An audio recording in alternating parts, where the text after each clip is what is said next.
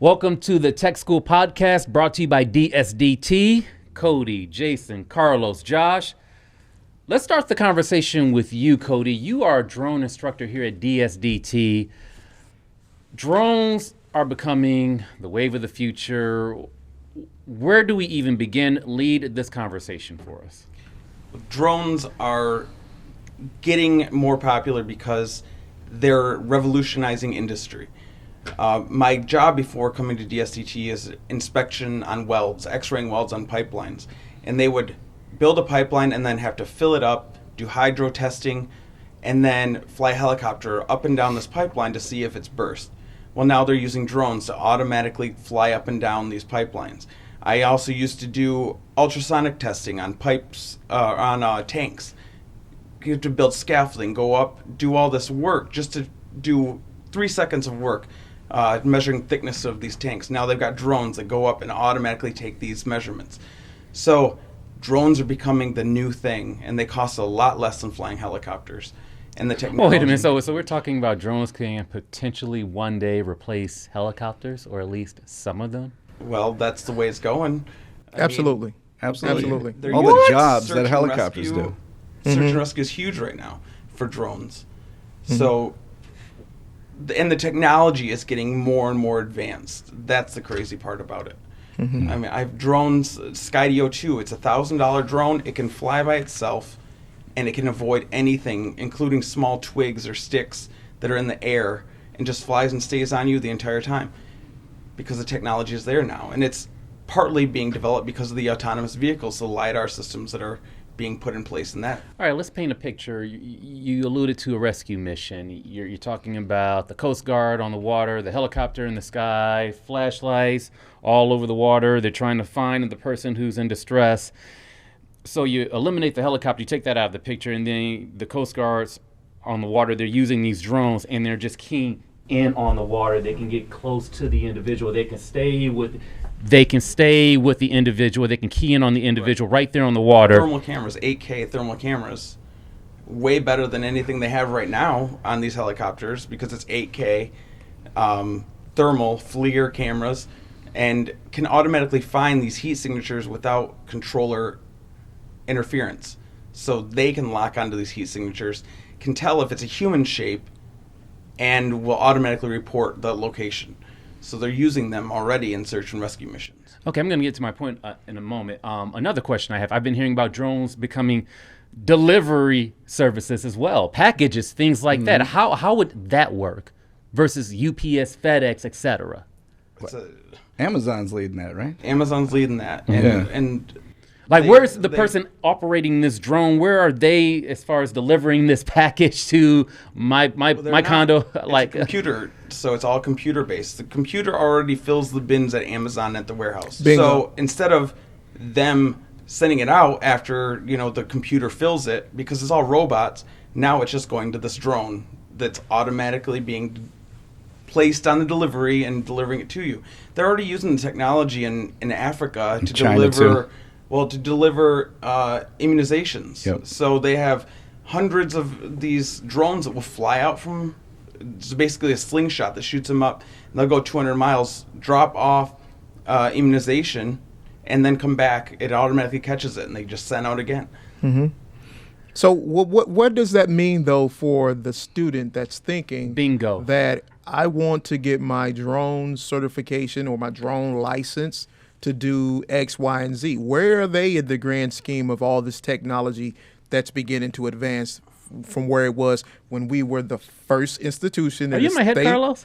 in the state of Michigan that acquired a drone technology training license from the state? That's the thing. You can fly drones all day long, but you can't make money unless you get the certification. So that's what we do in the training is we spend the first 2 weeks going over the FAA certifications, which are changing right now.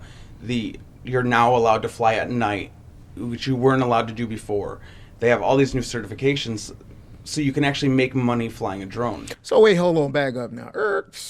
What do you mean I can't make money flying a drone if I don't have a certification? You can't make money flying a drone if you do not have your FAA 14 CFR Part 107 certification. So you're telling me that I can't take the Phantom 4 that I have in the back of my truck, and I am a wedding photographer, and I just have that part of my rig. I can't take that and use it?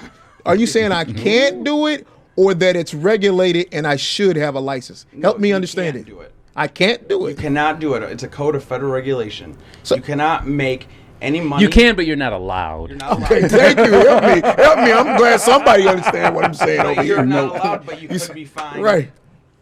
for that. Right, So right. You're going against federal regulation. Yeah, So yeah, it's all okay. about, they tell you it's what you planned on doing at the beginning. So if you're out flying for fun, like I was out flying at Hart Plaza, saw a protest going on, got some footage, and it was used, and this is before, I started learning about the regulations and everything. I thought that I couldn't get paid for that footage.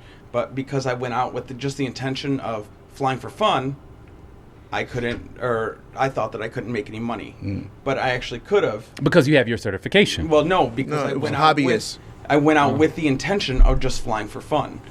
But because I caught something cool or something that somebody wanted to see, then I could get paid for it. So I think it was Channel 12 used my footage on the news that night. They offered to pay for it, but I thought I couldn't get paid for it. But If you type in FAA Part 107 into like Indeed, you'll get 20, 30 drone jobs, drone contracts. And these individuals with the certification get paid 100, 150 an hour sometimes.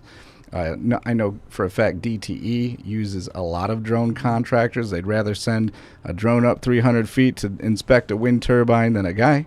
And then, of course, all the power lines and inspections like that. We have a member of our board of directors, our occupational advisory board here at DSDT, and she mentioned that she has a ton of clients using drones right now.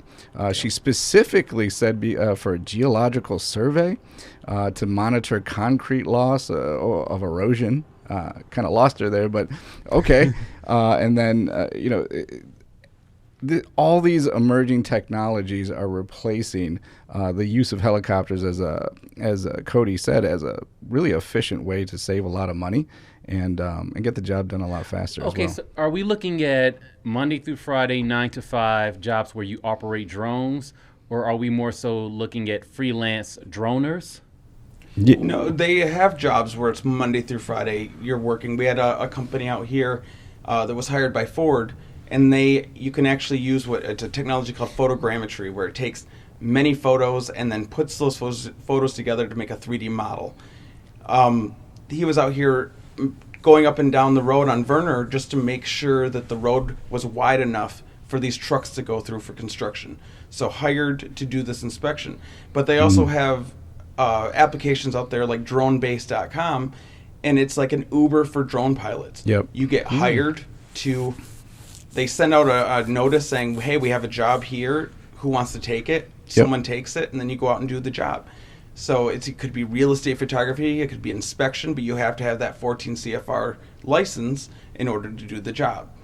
So You need that piece of paper. you need that piece of paper. And To get that job. Yeah. get the job. To Exactly. get that, get that job. Yeah, to know how to do the job. Right. That's the point you're getting at. Right. But right. I lived up in Midland. Dow Chemical has, I think, 3 certified drone pilots on staff at all times just to fly and do inspections in case something were to happen. So the jobs are out there. You just got to get the certification or go to school and learn about it. Be patient. So let me say this now. In comparison to other certifications, the Part 107, I don't necessarily look at it as a certification or certificate. I look at it as if it's a license. There's a big difference. It's kind of like me having a driver's license. If I get pulled over, I don't have my driver's license, they taking my car, they're taking me to jail, right? Right. If I get pulled over and I'm out here flying my drone, and because I had it happen to me before out on Belle Isle, state boys came over and I was flying the drone, and they told me that I couldn't be flying it out there because it was too close to international waters, and all the more reason why I kept getting the blip on my screen, Come back. Right. But at the end of the day, I see it as a license you have to be able to commercially operate that vehicle. And it's getting more strict too. On April 21st, it goes in. It used to be that you could only get asked by an FAA administrator for your certificate, and that's all you could show them, or then that's all they could ask for. Now, any state, local, federal law enforcement officer, they can ask for your license to fly and your ID, a photo ID, because they want it to be regulated. And it's what's opening it up to these larger corporations. So they're trying to get these policies in place so larger corporations can use the drones as well, like the Amazons. So it's out there. That's the crazy part. The technology is there. Karlos, I like the way you phrased it a moment ago. A license to operate these vehicles. Sure. That's what drones are becoming. They're being considered as vehicles. I do you one step better than that. So a while back, and it had to have been maybe 2.5 years ago, we went out to Willow Run. It's the autonomous vehicle track out there. So we went out there and we did a tour of the facility, right? And because, again, we have the drone technology training. And at that time, they told us that they were waiting for a permit from the federal FDA. I think it's FDA, or it may be FCC? FAA. FAA. Those are the letters. FAA, FCC, FAA. So listen, they were waiting for permission from them to be able to afford drone technology takeoffs, landings from there to downtown Detroit to back to Ann Arbor. And this was before the announcement that Ford came with that they were buying the Michigan Central train station back here. And I told Jamie at that time, I said I wouldn't be surprised if they were going to build a corridor for autonomous vehicles, even drone unmanned flights from Detroit all the way out. Wow. And it's there. Right. The corridor that opened up last year for drones to fly from DTW, from the airport to Detroit. And they're probably just waiting on that second leg to go to Ann Arbor, to the testing grounds. It's there. Now they got the autonomous lane in Detroit for autonomous vehicles to drive without people in the driver's seat. So and here's my question. I'm sorry, I got to take over for a second. Go ahead. So would you feel safe in a drone going from Detroit, from a rooftop in Detroit, from DSDT, above the roof, like a helicopter pad, right, all the way out to Ann Arbor in a drone? I'd feel safer than I would driving, especially on the streets of Detroit. Oh, wait a minute. These Karlos, drivers are crazy. let's back up a second. Are we talking about people traveling through drones? Absolutely. Eventually. Traveling in a drone. New Zealand has those. Oh, yeah. Traveling in a drone.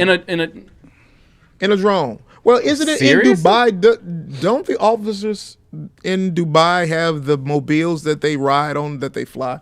Let me look that up. I think they do. I know that they got the drones, the taxis, the air taxis that are electric in New Zealand is where they're starting. Okay, so describe this drone where a person is able to two-seater, get in, they land, you get in, and they take off. You get inside the drone, it goes up into the air. Yep. Flies. And you have someone operating the drone. Well, no, it's all computer. It's all computerized. Yep. 4 huge propellers encapsulated. I mean, what's stringing is there like a wire? I mean, I'm trying to paint the picture of what. It's just all programmed in. It's all code. So that's what the world runs on, is code. Drone. All three of us get in. We're about to have a night on the town, go get some beers, go catch a ball game, etc. So we get in the drone. Pop up the Waze drone app. Exactly. And they can land in a room about this size. So we land on the rooftop. That's actually happening. That's where I was watching it, and I just watched a documentary on it. It's there. The technology is there. The technology is there. Where is the technology likely to happen first? Like what country? Well, New Zealand is where they're planning on it. Okay. And New Zealand's already opening the way. How far away, if you had to This was, estimate? They started getting it in place like 2 years ago. So it's there. I don't know how far away it is, but I mean, or a place like Dubai, they're always opening up stuff new. I'm going to throw something out there. Before the year 2030, not out of the realm of possibility? I would think so. I mean, unless it was, stalled by COVID. We hope not. Yeah, but it's there. So I'm just waiting for it to happen. Wow. It's pretty crazy. Okay, so of course it's not all about money, but it is. It isn't, but it is. When you talk about these careers operating drones, creating technology to operate drones, what's a ballpark figure for people who get the right certification, the right licenses to obtain these jobs, to do them well? What's the ballpark as far as a salary people can make? I've mostly seen contracts, but I haven't seen anything under 100 an hour. 100 an hour. Okay. So even if you want to do side money at first and get a business going, which we've had several students do, that's good money, right? Yeah. $100 an hour? Yeah. 100 an hour. Okay. So I want to show you guys what I was talking about. Whoa. So Okay. you see this Whoa. little thing right here, right? That's a drone.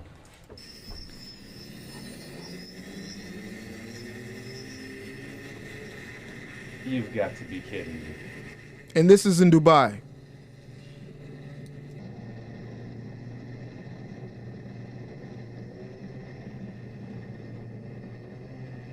Finally, flying cars. Exactly. Like I feel like the movies we've watched as kids where cars are in the air is slowly happening. Exactly. That thing's sweet. So, yep. Okay, and Cody, give me a ballpark figure for someone who built that. Like, what kind of salary, what kind of money can they make if they know how to build that? I mean, it's engineering. I mean, that's... 170K. Yeah. Okay. Probably. And, I mean, it's amazing to watch. Dubai police right on the side. Gentlemen, how high can something like that get into the air? Do we know that yet, or is this I still don't know that. we're still in the early Yeah. stages? Yeah. I mean, The battery issue is probably the worker. But drone is the correct term for that. Yeah. That's That a is a drone. drone. Yeah. Okay. I mean, I would think so. Yeah, it's a Sure. quadcopter type Yeah, of yeah. situation. But you'll be making a lot of money if you develop something like that. I mean, can you imagine? Yeah. Especially selling it to Dubai. I just want to know crazy how fast. who's going to be the first person to test drive it. Well, it's I probably see the weight limit. I'll let you guys take the lead on that. it's crazy how fast the tech has actually developed, though, because I remember building these things with my buddies, and they took 3 months to put together. You'd order the kit, took 30 seconds to crash, but now they're programmed so they don't crash. Carlos just showed us something They're very easy to amazing. use. So let's bring it back to the school here at DSDT. You have that young person who has the drive, and they see this clip and they say, I want to learn how to build something like that. What kind of attitude do they need to come in with? Like, what kind of questions do they need to ask to Cody, Jason, Carlos? What do they need to come to you and ask? What do they need to seek?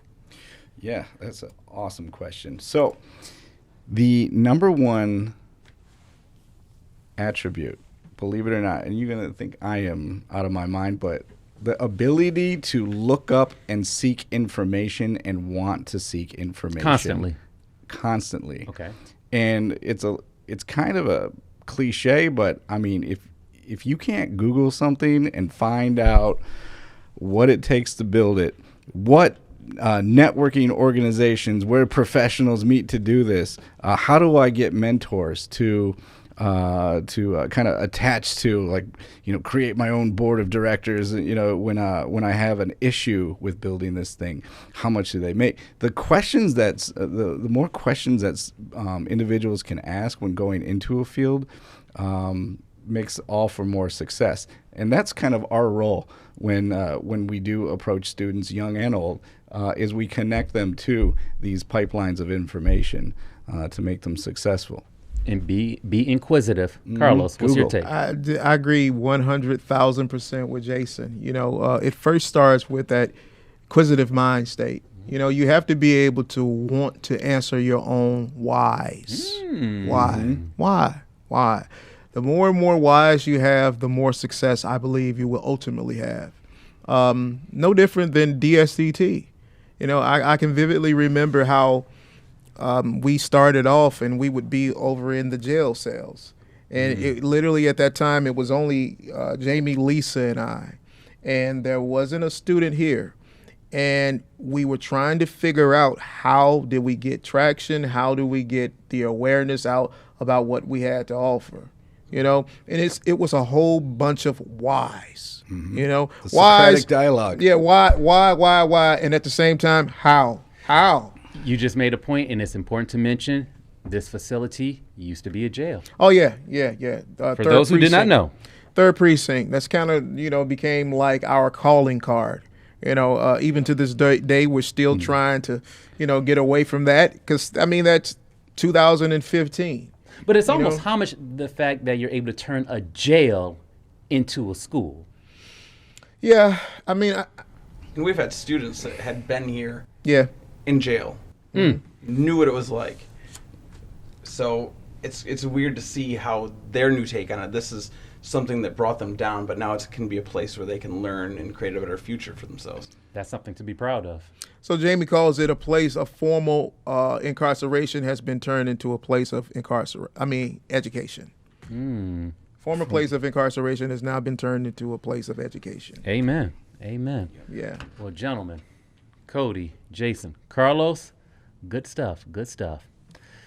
Thank you for tuning into the Tech School Podcast from DSDT. See you.